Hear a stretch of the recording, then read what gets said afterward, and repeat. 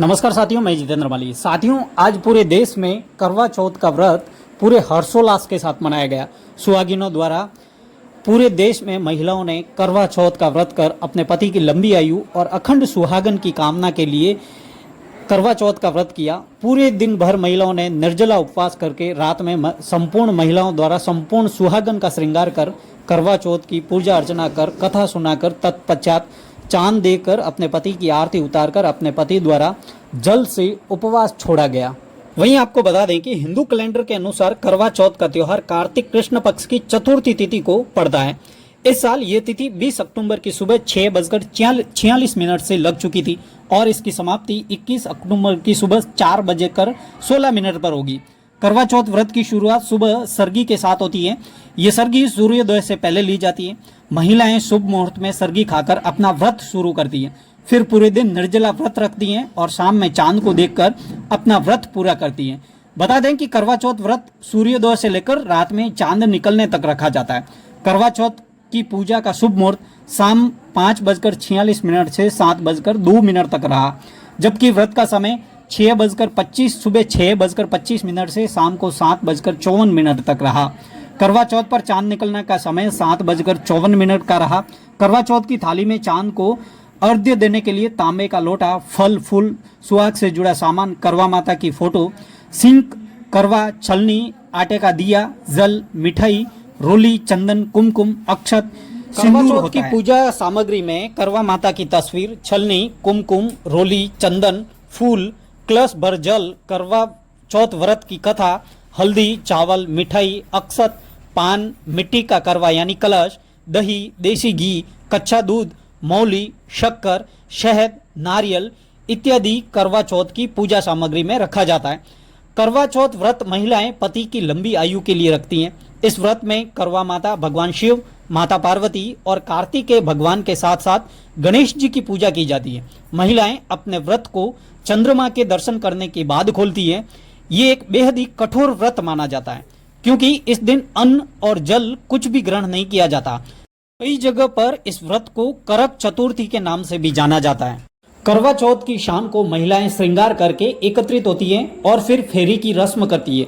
इस रस्म के दौरान महिलाएं एक घेरा बनाकर बैठती हैं और अपनी अपनी पूजा की थाली एक दूसरे को देकर पूरे घेरे में घुमाती है। इस दौरान एक बुजुर्ग महिला करवा चौथ की कथा भी सुनाती है। करवा चौथ की पूजा के लिए शाम के समय एक मिट्टी की वेदी पर सभी देवी देवताओं की स्थापना की जाती है और फिर इसमें 10 से 13 करवे रखे जाते हैं। इसके साथ ही पूजा के स्थान पर पूजन सामग्री में धूप, दीप, चंदन, रोली, सिंदूर आदि एक थाली में रख दिया जाता है। मंदिर में दीपक जलाया जाता है। करवा माता के साथ साथ भगवान शिव, पार्वती, कार्तिकेय जी की और गणेश जी भगवान की विधि विधान से पूजा की जाती है और फिर करवा चौथ की कथा सुनी जाती है। इसके बाद चांद निकलने पर चांद की पूजा की जाती है। इस दिन चंद्र दर्शन छलनी के द्वारा किया जाता है और साथ ही दर्शन के समय चंद्रमा की अर्घ्य दिया जाता है। चंद्र दर्शन के बाद बहू अपनी सास को थाली में मिष्ठान, फल, मेवे, रुपए आदि चीजें देकर आशीर्वाद प्राप्त करती है। करवा चौथ के दिन करवा माता, चांद, माता पार्वती, विघ्नहर्ता गणेश, कार्तिकेय जी और शिव जी की पूजा का विधान है। इसलिए करवा चौथ व्रत के समय अनेक मंत्रों का जाप भी किया जाता है। करवा चौथ के व्रत के अनुसार एक साहूकार के 7 बेटे थे और साथ ही उसकी करवा नाम की एक बेटी थी। करवा चौथे दिन बेटी ने अपने भाइयों के घर मायके में आकर अपनी भाभियों के संग व्रत रखा। जब सब भोजन करने लगे तो करवा के भाइयों ने अपनी बहन को भी भोजन करने के लिए कहा। इस पर करवा ने कहा कि जब तक चांद नहीं निकलेगा तब तक वह भोजन नहीं करेगी। अपनी भूखी प्यासी बहन की हालत भाइयों से देखी नहीं गई। तब उसके सबसे छोटे भाई ने एक दीपक दूर एक पीपल के पेड़ में प्रज्वलित किया और फिर अपनी बहन से बोला, बहन चांद आ गया, अब अपना उपवास खोल लो। बहन नकली चांद को आराध्य देकर भोजन करने के लिए बैठ गई। जैसे ही उसने एक निवाला खाया वैसे ही उसके पति की मृत्यु होगी। इसके बाद करवा शोकातुर होकर अपने पति के शव को लेकर 1 वर्ष तक बैठी रही और पति के शव पर उगने वाली घास को इकट्ठा करती रही। अगले साल तक कार्तिक कृष्ण चतुर्थी आई तो उसने अपने फिर से पूरे विधि विधान से करवा चौथ का व्रत किया, जिसके फलस्वरूप उसके पति के प्राण वापस आ गए। करवा नाम की एक धोबिन हुआ करती थी जो कि अपने पति के साथ तुंगभद्र नदी के किनारे रहा करती थी। एक दिन उसका पति नदी में कपड़े धो रहा था तो इसी बीच एक मगरमच्छ आया और उसके पति को मुंह में दबोचकर यमलोक ले जाने लगा। इसी बीच करवा ने पुकार सुनी और मगरमच्छ के पास पहुंच गई और उसे धागे से बांध दिया। करवा मगर को लेकर यमराज के पास पहुंची और कहा कि यदि यमराज ने उसके पति को नहीं बचाया तो वह श्राप देगी। करवा का साहस देखकर यमराज ने मगर को यमलोक दिया और पति को दीर्घायु का वरदान दिया। मान्यता है कि इस दिन के बाद से कार्तिक मास की चतुर्थी तिथि को करवा चौथ मनाया जाता है।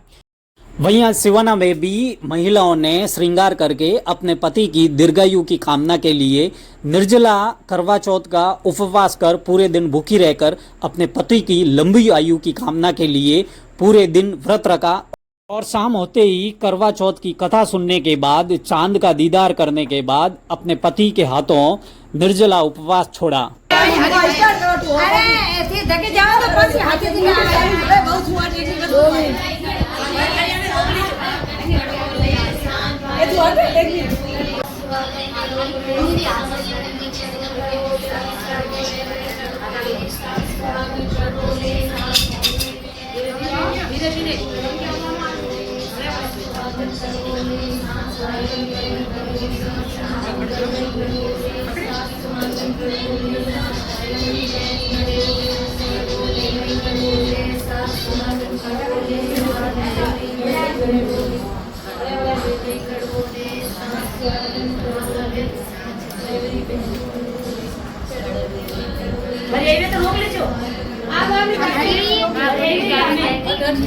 हटवा नहीं